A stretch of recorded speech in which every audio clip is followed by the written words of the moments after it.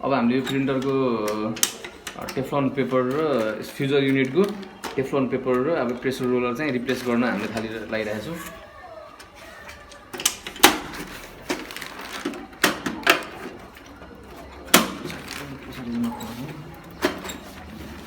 पहिला सुरुमा चाहिँ यो दुईटा नट खोल्नुपर्छ।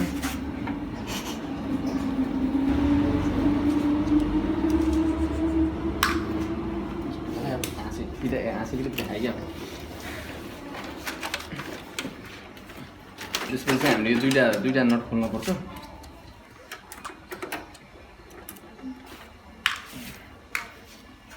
त्यसपछि यो लक हुन्छ।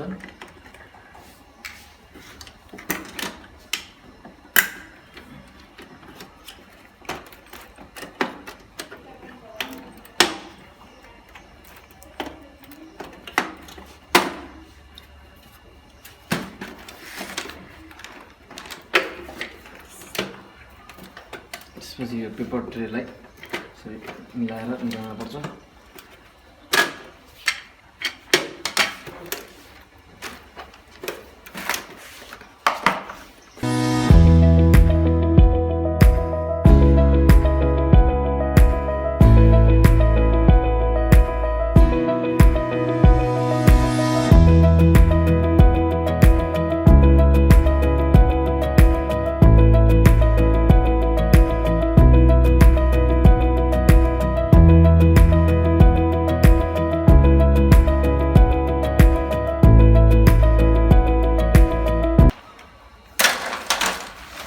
यसलाई हामीले पुरै सफा गर्नुपर्छ। पहिला सुरुमा यो टेफ्लन र प्रेसर रोलर चेन्ज गर्नुभन्दा अगाडि यो पुरै यो एकदमै फोहोर भएको छ, सबै सफा गरेर अनि यसपछि यसको यो कभरहरूलाई चाहिँ सबै हामीले चाहिँ राम्रोसँग चाहिँ साबुन पानीले धोएर चाहिँ यसलाई चाहिँ हामीले सफा गर्न थालिरहेको छौँ।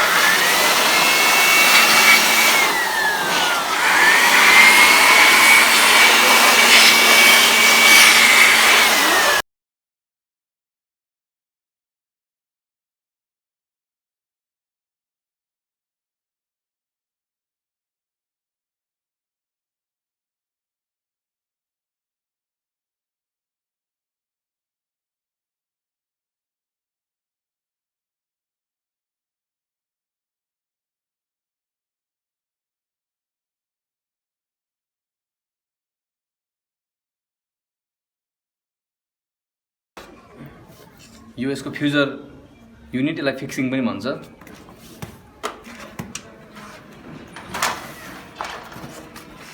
यसैभित्र हाम्रो चाहिँ प्रेसर रोलर र टेफ्लन पेपर चाहिँ यसैभित्र हुन्छ, जुन चाहिँ हामीले अहिले रिप्लेस गर्न लागिरहेको छौँ। अब यो प्रिन्टरको चाहिँ सब इन्टरनल पार्ट्स सबै रेडी भइसकेको छ।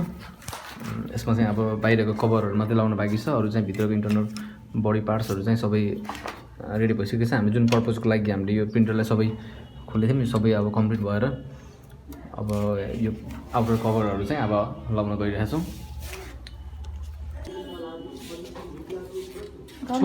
भयो टेन ल्याउनु अहिले यसमा प्लास्टरमा चाहिँ टप कभर लगाउनु पर्छ।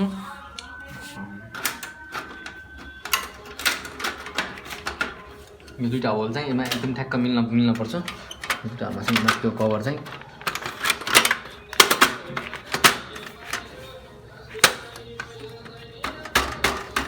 त्यसपछि हामीले चाहिँ फ्रन्ट कभर लेजरको कभरलाई लगाउनु पर्छ।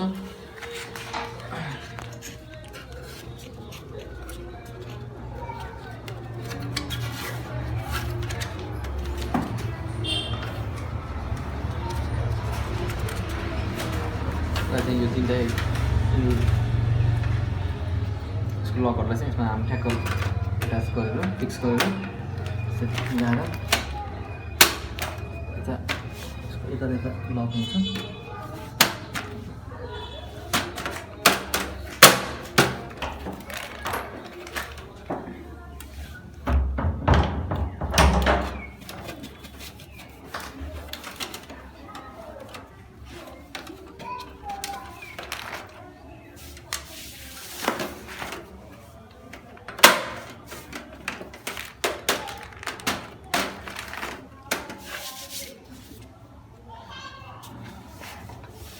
त्यसपछि साइड कभरहरूलाई लगाउन सकिन्छ।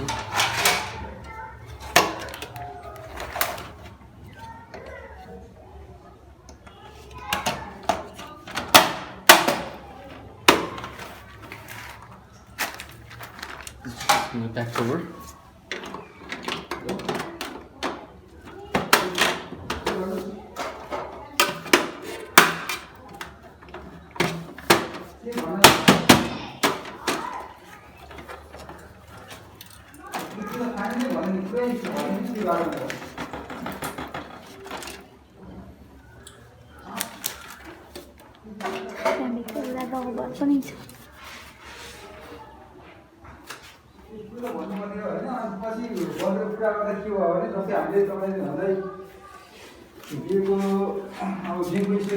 अनुसार पनि 7 करोड कति भन्यो 7 करोड 69 लाख भइसक्यो होइन। अनि ब्याङ्कबाट हामीले जम्मा 6 करोड 20 लाख दिएछौँ भन्दाखेरि हाम्रो त्यही हाम्रो त्यो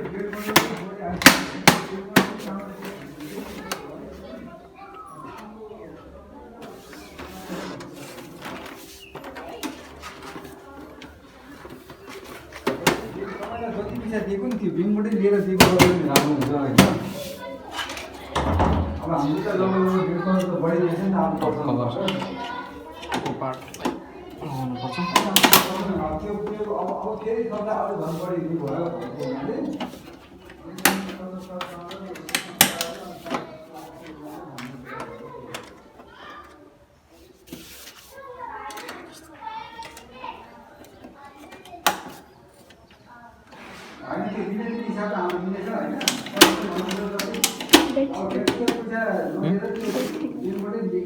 क्लोज गर्छु नि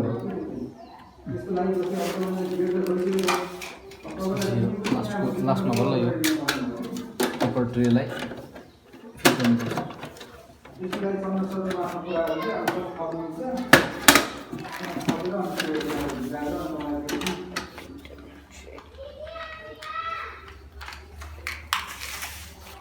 यसमा चाहिँ सानो खालको माथिपट्टि सानो स्क्रु र ब्याक कभरमा चाहिँ लास्टमा चाहिँ यो लामो खालको स्क्रु लाग्छ।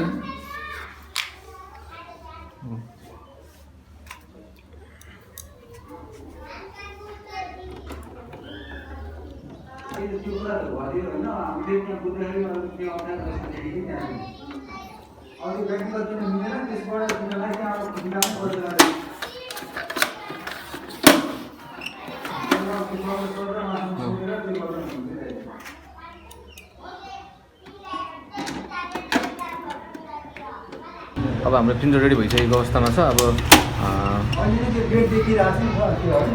यसमा पहिला चाहिँ प्रेसर रोलर र त्यो टेफ्लन पेपरले गर्दा चाहिँ यस्तो समस्या आएको थियो।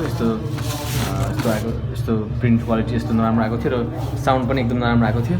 सो हामीले प्रिन्टरमा चाहिँ अब यो प्रेसर रोलर र अर्को यो टेफ्लन पेपर पनि हामीले चेन्ज गऱ्यौँ।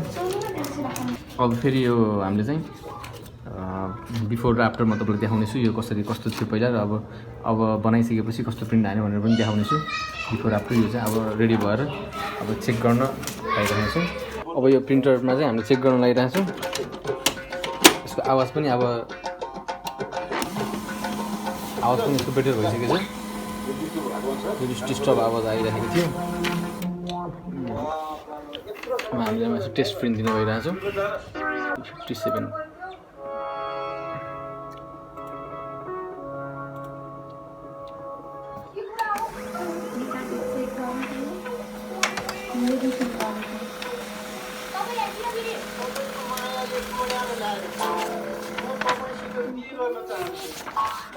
अब देख्न सक्नुहुन्छ प्रिन्ट चाहिँ अब पहिला यस्तो थियो होइन। अब हामीले यो बनाइसकेपछि अब प्रिन्ट चाहिँ अब प्रिन्ट सबै राम्रो आइसकेको छ।